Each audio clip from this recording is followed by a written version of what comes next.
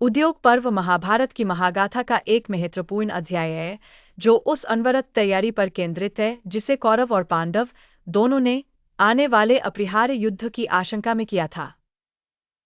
कथा की शुरुआत होती है दुर्योधन से, जो सदा की तरह विरोधी भूमिका में अपने राज्य का एक छोटा सा अंश भी देने से दृढ़ता से इनकार करता है, और इसी हद से संघर्ष का मार्ग प्रशस्त होता है।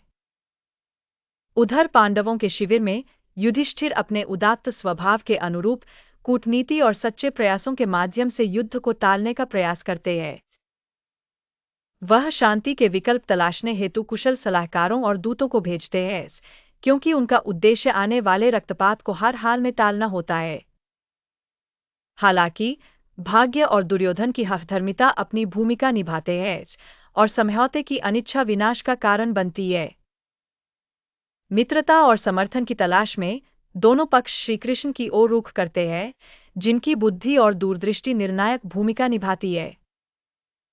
असीम बुद्धिमान श्रीकृष्ण मध्यस्थ की भूमिका निभाते हैं और हस्तिनापुर स्थित कौरव दरबार की ओर कूच करते हैं। एक प्रसिद्ध दृश्य में श्रीकृष्ण दुर्योधन को समझाने का प्रयास करते हैं, तर्क और सत्यनिष्ठा का सहारा लेते हुए। किंतु अंधी महत्वाकांक्षा दुर्योधन को इनकार करने पर मजबूर कर देती है, और शांति का यह प्रयास असफल हो जाता है। जब श्रीकृष्ण लौटते हैं तो वह एक अटल संदेश साथ लाते हैं। उनकी बातचीत यह स्पष्ट कर देती है कि अब टकराव अवश्यंभावी है। फिर भी इसी पर्व के भीतर श्रीकृष्ण का अर्जुन के साथ संवाद एक प्रकाशस्तंभ के समान होता है, जो पांडवों को कर्तव्य और धर्म का बोध कराता है और आने वाले महान उपदेशों की भूमि तैयार करता है। इन घटनाओं के बीच युद्ध की तैयारियां तेजी से आगे बढ़ती है।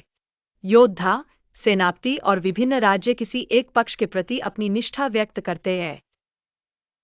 राजमहल की गलियारों में षड्यंत्र आकार लेते हैं और रणनीतिक योजनाएं चरम पर पहुंच जाती है। इस अध्याय की गतिशीलता पाठक को निष्ठा, रणनीति और भाग्य की जटिलताओं में गहराई से खींच ले जाती है। उद्योग पर्व हमें कर्तव्य की प्रकृति, निर्णयों के भार और संबंधों की गहराई पर गंभीर चिंतन के लिए प्रेरित करता है।